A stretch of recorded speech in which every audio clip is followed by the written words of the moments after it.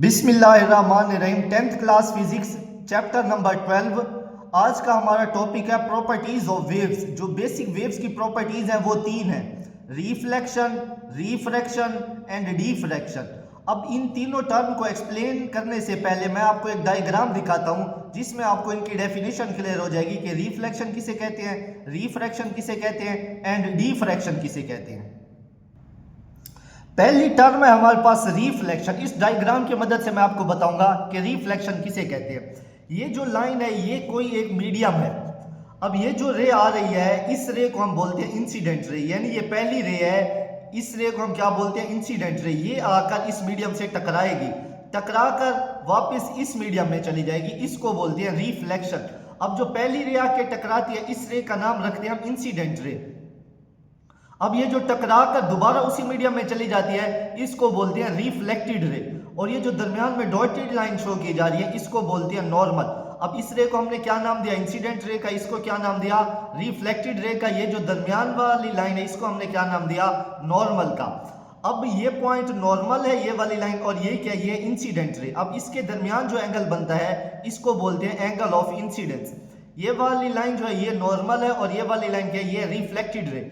इसको हम क्या कहते हैं, इसके दरमियान जो एंगल बनता है इस एंगल को कहते हैं एंगल ऑफ रिफ्लेक्शन। ये जो पूरा फिनोमिना है इस पूरे फिनोमिना को हम कहते हैं रिफ्लेक्शन। इसकी सिंपल डेफिनेशन ये है कि किसी भी मीडियम के ऊपर लाइट आकर टकराए या किसी भी मीडियम के ऊपर वेव आकर टकराए, टकरा कर दोबारा उसी मीडियम में चली जाए, इस फिनोमिना को हम कहते हैं रिफ्लेक्शन। अब हम तफसील से पढ़ते हैं कि रिफ्लेक्शन क्या है। पहली जो वेव की प्रॉपर्टी है वो है रिफ्लेक्शन ऑफ वेव। अब हम एक्सप्लेन करेंगे कि रिफ्लेक्शन ऑफ वेव किसे कहते हैं। Reflection occur when wave strike a surface, यानी रिफ्लेक्शन कब होती है, जब भी कोई वेव किसी सरफेस से जाकर स्ट्राइक करे यानी टकराए, and bounce back into the same medium, यानी किसी भी सरफेस के ऊपर वेव जाकर टकराती है, टकराकर वापस उसी सेम मीडियम में आ जाती है, इसको क्या बोलते हैं, रिफ्लेक्शन बोलते हैं। This behaviour can be clearly observed using a ripple tank, यानी ये जो रिफ्लेक्शन का बिहेवियर है इसको हम क्लियरली एक्सप्लेन कर सकते हैं with the help of ripple tank से। अब हम इस डायग्राम में देखते हैं ये किसको शो, ये जो डायग्राम बनाई गई है ये डायग्राम है रिपल टैंक की। अब हम इस डायग्राम की मदद से समझते हैं कि ये किस तरह जो रिफ्लेक्शन ऑफ वेव है ये अक्कर होती हैं। अब ऊपर हमने ये पूरा एक सेटअप लगाया हुआ, इस पूरे सेटअप में ऊपर हमने क्या लगा दिया है, लैंप लगा दिया। इस पॉइंट पर हमने क्या लगा दी, मोटर लगा दी। और ये जो आपको जो वेव्स बन रही हैं और ये जो आपको हल्का सा इस तरह लग रहा है जैसे पानी हो, एक ट्रे बना हुआ है, एक शैलो ट्रे है। अब इसके अंदर हमने एक और क्या लगा दिया, बार वाइब्रेटर अप एंड डाउन, यानी एक वाइब्रेटर लगा दिया है। जैसे ये मोटर ऑन होगी ये क्या करेगा, अप एंड डाउन मूव करेगा। जैसे ये मूव करेगा इसके अंदर जो शैलो वाटर है, शैलो वाटर कहते हैं ऐसा वाटर जो ज्यादा गहरा ना हो, उसके अंदर क्या बनेंगी, वेव्स बनेंगी। तो इसके अंदर वेव क्रस्ट भी बनेंगे। स्ट्रेट बैरियर भी हमने लगा दिया। बैरियर का ये मतलब है ये ऑब्स्टेकल है। और इसके अंदर हमने क्या लगाए हुए, ये वाटर सरफेस है। और नीचे ये जो स्क्रीन पर आप देखें तो ये वाज़ेह तौर पर हमें दिखाई देगा कि रिफ्लेक्शन बन रही है इन वाटर वेव्स की। In the setup when straight water waves generated by vibrating bar, यानी जैसे आप मोटर को ऑन करेंगे ये वाइब्रेटर क्या करेगा, मूव करेगा। जैसे वाइब्रेटर मूव करेगा तो इसके अंदर क्या पैदा होंगी, वेव्स पैदा होंगी। Across the tank and strike barrier. अब बैरियर से ये मुराद है ये क्या, ये रुकावट है। जैसे वेव्स बनेगी, ये जो व्हाइट कलर का आपको दिखाया जा रही है बैरियर है, आकर इससे वेव्स टकराएंगी। They reflect from the surface, यानी जैसे इससे टकराएंगी ये टकराकर वापस उसी मीडियम में आ जाएंगी। तो ये किस फिनोमिना को शो करेगा, ये शो करेगा रिफ्लेक्शन ऑफ वेव को। अब अगर आपसे शॉर्ट क्वेश्चन पूछा जाए कि रिपल टैंक क्या है, तो आप ये पूरा भी तैयार कर सकते हैं। अगर पूरा तैयार नहीं कर सकते तो ये 4 लाइंस या 3 लाइंस लिखना जरूरी है। ये इस टॉपिक में या इस पैराग्राफ में ये इंपॉर्टेंट शॉर्ट क्वेश्चन है कि रिपल टैंक क्या है। नेक्स्ट है हमारे पास the angle at which the wave approaches, यानी ऐसा एंगल जिस पर वेव क्या करे, अप्रोच करे द बैरियर। बैरियर का मतलब है रुकावट। ये इस डायग्राम में भी मैं आपको बता चुका हूं। इसको हम क्या कहते हैं, एंगल ऑफ इंसिडेंस। या स्टार्ट में जो मैंने आपको डायग्राम दिखाई थी पेज पे बनी हुई, उसमें भी मैंने आपको बताया था कि एंगल ऑफ इंसिडेंस क्या होता है। नेक्स्ट जो चैप्टर है हमारा लाइट वाला, उसमें मजीद हम पढ़ेंगे कि एंगल ऑफ इंसिडेंस किसे कहते हैं। The angle at which they reflect, यानी ऐसा एंगल जिस पर वेव क्या करे, रिफ्लेक्ट करे, उसको हम क्या कहते हैं, एंगल ऑफ रिफ्लेक्शन। यहाँ पर आपसे ये दो डेफिनेशन पूछी जा सकती हैं बोर्ड में कि एंगल ऑफ इंसिडेंस क्या है और एंगल ऑफ रिफ्लेक्शन क्या है। Two angles are always equal, यानी जो एंगल ऑफ इंसिडेंस है और दूसरा एंगल कौन सा, एंगल ऑफ रिफ्लेक्शन, ये दोनों एंगल जब इक्वल होंगे तो इसको हम क्या कहते हैं, लॉ ऑफ रिफ्लेक्शन। तो नीचे भी ये लिखा गया है कि angle of incidence is equal to angle of reflection. ये तीसरा शॉर्ट बनता है कि लॉ ऑफ रिफ्लेक्शन आ जाए तो आप ये जो मैंने निशान लगाया हुआ है इसको लिखेंगे, ऊपर एंगल ऑफ इंसिडेंस की डेफिनेशन है और नीचे एंगल ऑफ रिफ्लेक्शन की। अब हम मेन डेफिनेशन पढ़ते हैं कि रिफ्लेक्शन किसे कहते हैं। मजीद हम इधर पूरा एक्सप्लेन कर चुके हैं, ये डेफिनेशन है। डेफिनेशन अगर आ जाती है रिफ्लेक्शन ऑफ वेव की तो आप ये वाली लिखेंगे, reflection is the bouncing back, यानी रिफ्लेक्शन क्या है, बाउंसिंग बैक ऑफ वेव्स, यानी वेव्स जाती हैं किसी मीडियम से टकराती हैं, टकरा कर वापिस आ जाती है, इसको हम क्या बोलते हैं, रिफ्लेक्शन ऑफ वेव कहते हैं। इनटू द सेम मीडियम, यानी वेव गई एक सरफेस से टकराई, टकरा कर दोबारा उसी मीडियम में आ गई, उसको हम क्या कहते हैं, रिफ्लेक्शन ऑफ वेव कहते हैं। After striking the surface of another medium, this property is common to all types of wave, यानी ये वाली जो प्रॉपर्टी है ये तमाम वेव्स के अंदर होती है, इंक्लूडिंग वाटर वेव्स हो गई, साउंड वेव्स हो गई, सच एज इको हो गई, एंड लाइट वेव्स हो गई सीन इन द मिरर, यानी जो हम मिरर में भी अक्सर देखते हैं हमें पता चलता है ये क्या है, ये रिफ्लेक्शन है। नेक्स्ट जो अगली प्रॉपर्टी है वो है refraction of wave. Refraction of wave का पूरा टॉपिक एक्सप्लेन करने से पहले मैं आपको जनरल बताता हूं कि जो रिफ्रैक्शन टर्म है इसे क्या कहते हैं। अब ये हमारे पास ये जो आपको ब्लॉक नजर आ रही है, ये है ग्लास, ये जो ऊपर वाला मीडियम है, ये ऊपर वाला यानी ग्लास के ऊपर यहाँ पर क्या मौजूद है, एयर मौजूद है। अब ये जो पहली रे आके टकराती है इस रे को हम क्या बोलते हैं, इंसिडेंट रे, यानी रे आके टकराई, यहाँ पर मीडियम कौन सा था, एयर। अब यहाँ पर मीडियम क्या है, ग्लास है।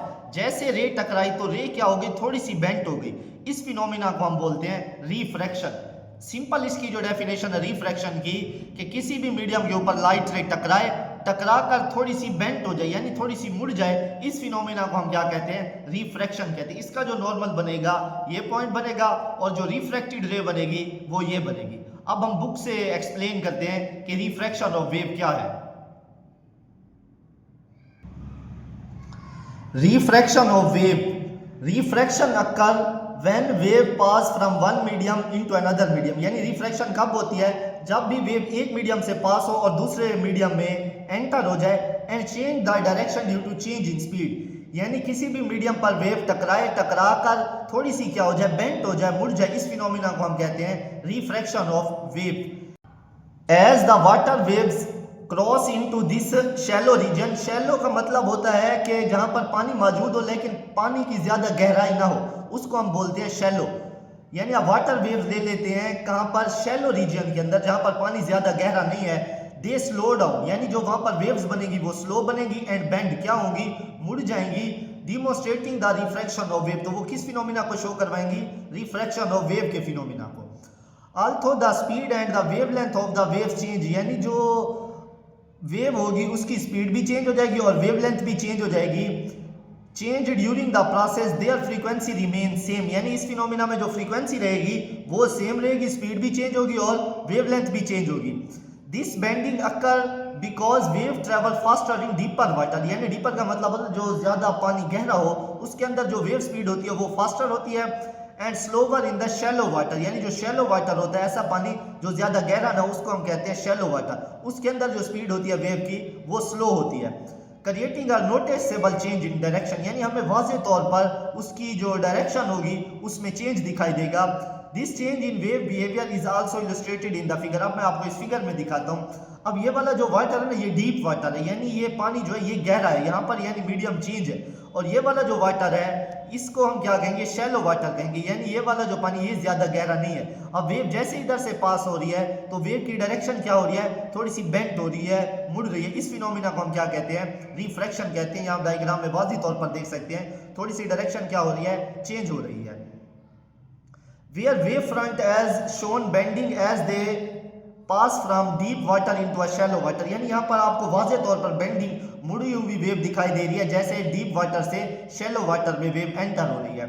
With the shorter wavelength in the shallow region, यानी अगर शैलो रीजन होगा तो वहां पर वेवलेंथ भी क्या होगी, शॉर्टर होगी, the bending clearly show how the direction and spacing of waves are affected by the depth of the water. यानी इससे हमें ये बात समझ आती है अगर पानी गहरा होगा तो जो वेव बिहेवियर शो करवाएगी वो मुख्तलिफ शो करवाएगी, अगर पानी गहरा नहीं होगा जो वेव बिहेवियर शो करवाएगी वो मुख्तलिफ शो करवाएगी। अब हम रिफ्रैक्शन की डेफिनेशन पढ़ते हैं। इसमें ऊपर ये कुछ भी आपने याद नहीं करना, रिफ्लेक्शन में जो डेफिनेशन बनती थी वो मैंने आपको बता दी। इसमें आप ये करेंगे, इसकी ये डेफिनेशन आपने तैयार करनी है। When a wave passes from one medium, यानी किसी भी मीडियम से वेव पास होती है into another medium, यानी एक मीडियम से पास हुई फिर दूसरे मीडियम में दाखिल हो गई wave, it's wave length and speed change, यानी जो उसकी वेव लेंथ होगी और जो स्पीड होगी वो चेंज हो जाएगी, causing the wave to change the direction, फिर उसकी जो डायरेक्शन होगी वो भी क्या हो जाएगी, चेंज हो जाएगी। This process is called refraction, इस फिनोमेना को हम क्या कहेंगे, रिफ्रैक्शन कहेंगे। अगर ये रिफ्रैक्शन लॉन्ग आ जाता है तो फिर आप कंप्लीट तैयार करेंगे, ये डायग्राम भी बनाएंगे, अगर शॉर्ट आ जाता है तो सिर्फ आप ये डेफिनेशन लिखेंगे। थर्ड फिनोमेना है हमारे पास diffraction of wave. Diffraction of wave book से पढ़ने से पहले मैं आपको एक डायग्राम से समझाता हूं, फिर आपको ज्यादा आसानी से समझ आएगी। इस फिनोमिना में मैं आपको डिफ्रैक्शन की बात समझाता हूँ। ये जो आपको ग्लास टाइप या ब्लॉक टाइप नजर आ रहा है ये ऑब्स्टेकल है, यानी ये भी रुकावट है और ये भी क्या है, ये भी रुकावट है। ये जो थोड़ी सी जगह बची हुई है इस पॉइंट को हम कहते हैं नैरो स्लिट भी कह सकते हैं, या एक तंग सुराख या तंग होल भी कह सकते हैं। अब ये जो वेव्स आ रही है ना, ये वेव्स यहाँ से पास होंगी। अब यहाँ से तो ऑब्स्टेकल है, ये वाला जो आपने पॉइंट लगा दिया है ये भी ऑब्स्टेकल है, ऑब्स्टेकल का मतलब होता है रुकावट, और ये जो आपने नीचे पॉइंट लगाया ये भी क्या है, ये भी ऑब्स्टेकल है। तो वेव कहाँ से पास होगी, ये जो नैरो स्लिट है यानी जो तंग जगह है यहाँ से वेव पास होगी, फिर क्या हो जाएगी, वेव फैल जाएगी। अब सिंपल डिफ्रैक्शन की ये डेफिनेशन है कि किसी भी पॉइंट से या किसी नैरो पॉइंट से जब वेव पास होती है तो वेव क्या होती है, फैल जाती है। इस फिनोमिना को हम क्या कहते हैं, डिफ्रैक्शन कहते हैं। अब डिफ्रैक्शन को हम तफसील से बुक से पढ़ते हैं। Diffraction of waves, diffraction is the bending and spreading of waves. यानी डिफ्रैक्शन क्या है, बेंड का मतलब होता है मुड़ जाना, स्प्रेडिंग का मतलब है फैल जाना। यानी डिफ्रैक्शन क्या करती है, वेव्स को बेंड कर देती है या वेव्स को फैला देती है as they pass through a narrow slit. Narrow slit का मतलब है जब किसी तंग सुराख से वेव पास होती है, और मूव अराउंड एन ऑब्स्टेकल, यानी जब भी किसी रुकावट से वेव पास हो। This behaviour can be easily observed in the water waves, यानी ये वाला जो बिहेवियर है इसको हम इजिली वाटर वेव्स में भी देख सकते हैं। When they counter opening of different sizes, यानी जब वेव क्या पास होगी, मुख्तलिफ साइजेस से पास होगी।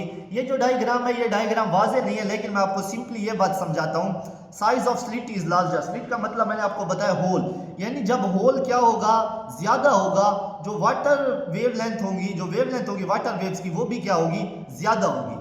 अब दूसरी डायग्राम देखें, size of slit is same as the wave wavelength the the, wave जितनी वेव लेंथ होगी जो स्लिट है यानी जो नैरो पॉइंट है वो भी क्या होगा, स्मॉल साइज होगा।